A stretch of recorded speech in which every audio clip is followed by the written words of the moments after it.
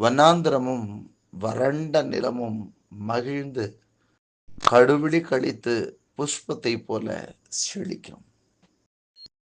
வனாந்திரமும் வறண்ட நிலமும் மகிழ்ந்து கடுவிழி கழித்து புஷ்பத்தை போல செழிக்கும். கர்த்தருக்கு மகிமை உண்டாகட்டும்.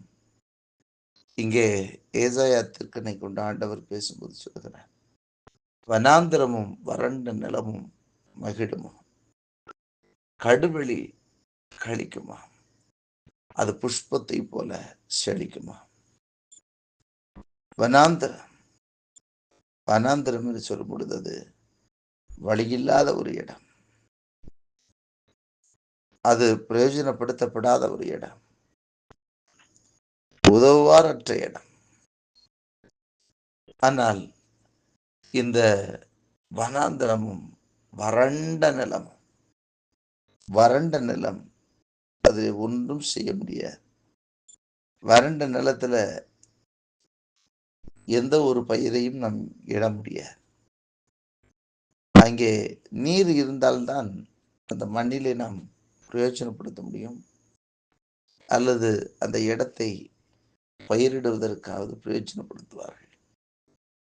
ஆனால் இங்கு ஆண்டுடைய வார்த்தை சொல்லுகிறது, வனாந்திரமும் வறண்ட நிலமும் மகிழ்ந்து என்று. ஒருவேளை வராந்திர போன ஒரு சூழ்நிலைகளிலே நாம் இருந்தாலும், வறண்ட நிலத்தை போன்ற ஒரு சூழ்நிலை, ஒரு பலனும் கொடுப்பதற்கு இல்லை என்கிற ஒரு நிலை வறண்ட நிலம். வனாந்திரத்துல எதையும் செய்ய முடியாது, பாதுகாப்பற்ற சூழ்நிலை, அங்கே ஒரு பிரயோஜனமும் இல்லை.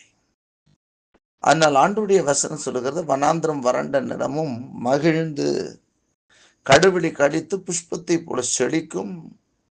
அதுக்கு அடுத்த வசனம் சொன்னால், அது மிகுதியாய் செழித்து பூரித்து ஆனந்த களிப்புடன் பாடும். லேபனோனின் மகிமையும் கர்மேல் சாரோனின் வீடுகளின் அலங்காரம் அதற்கு அளிக்கப்படும்.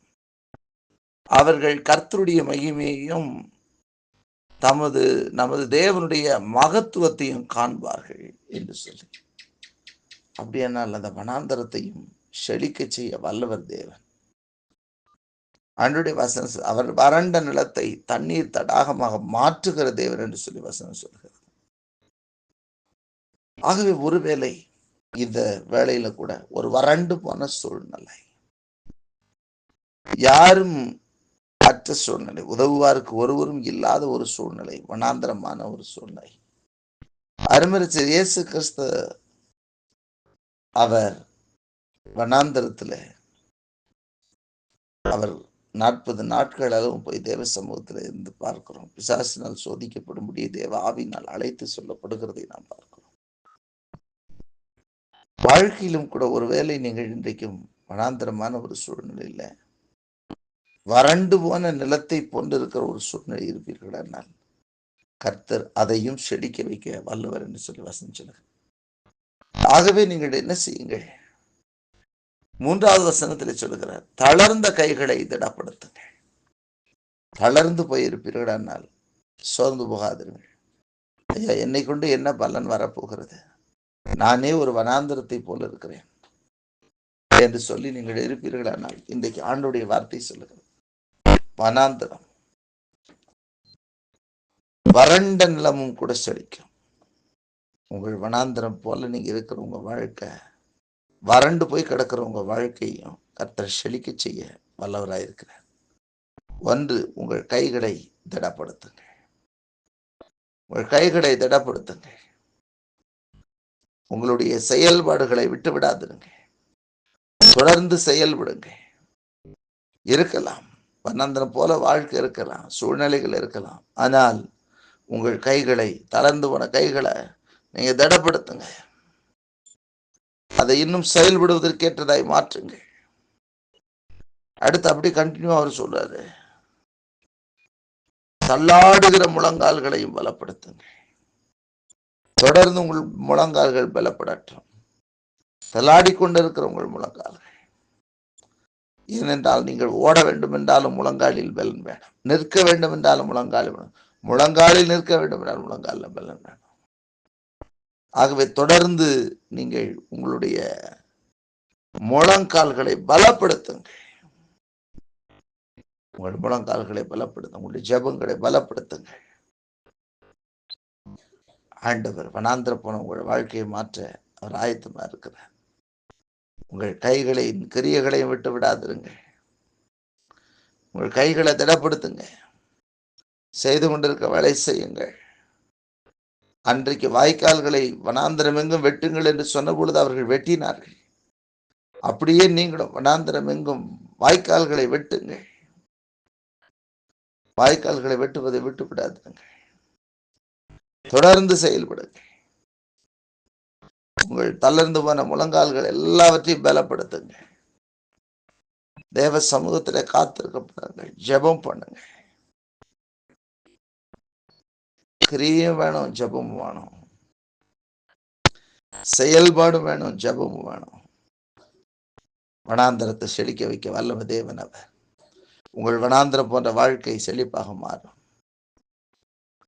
உங்கள் வறண்டு போன நிலங்களிலும் தண்ணீர் தடாகங்களை கர்த்தர் உண்டாக்குவார். அவர் தம்முடைய ஆவியை ஊற்றுவார். அப்பொழுது அது செழிக்கும் என்று வேதம் சொல்லுகிறது. அப்படியே நீங்கள் பார்ப்பீர்கள். ஆண்டுடைய வசனம் சொல்லுகிறது. ஏசாயா 32 அதிகாரத்துல 15 வசனம் சொல்லுகிறது. உன்னதத்திலிருந்து நம்மேல் ஆவி ஊற்றப்படும் அப்படியே இருக்கும். அப்பொழுது வனாந்திரம் செழிப்பான வயல்வெளி ஆகும். செழிப்பான வயல்வெளி காடாக எண்ணப்படும். வனாந்திரம் செழிப்பான வயல்வெளியாக எப்பொழுது மாறும் என்று சொல்லி சொல்லப்பட்டிருக்கிறது. உன்னதத்திலிருந்து நம்மேல் ஆவி ஊற்றப்படும் மட்டும் அப்படியே இருக்கு.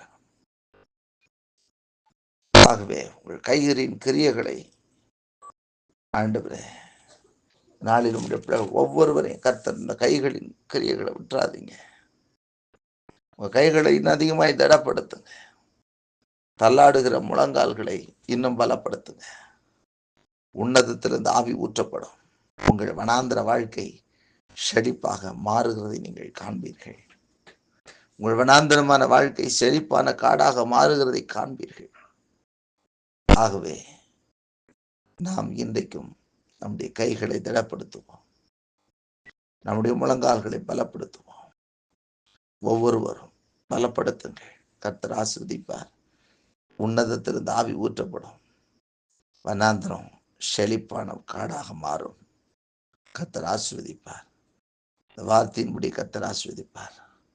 வனாந்திரம் வறண்ட நிலமும் செழித்து மகிழ்ந்து கடுபிடி கடித்து புஷ்பத்தை போல செழிக்கும் என்று சொல்லப்பட்ட வார்த்தையின் படி ஆண்டவர் செழிக்க செய்கிற தேவன். வனாந்திரமான வாழ்க்கையை மாற்றி அமைக்கிற தேவன் மாற்றி அமைப்பார். உங்கள் வனாந்திரம் வறண்ட நிலமும் போன்ற காணப்படுகிற உங்கள் வாழ்க்கை அது ஆசீர்வதிக்கப்பட்ட அது செழிப்பான காடாக மாற்ற வல்லவர் அவர். உங்கள் கரங்களை திடப்படுத்தி முழங்கால்களை பலப்படுத்தி ஆண்டவருக்கு காத்திருங்கள். அவர் தம்முடைய ஆவியை அளவில்லாமல் பொழிந்தள்ளுவார். உங்கள் வாழ்க்கை ஆவிக்குரிய பூமிக்குரிய சகல காரியங்களிலும் செழித்திருக்கிறதை காண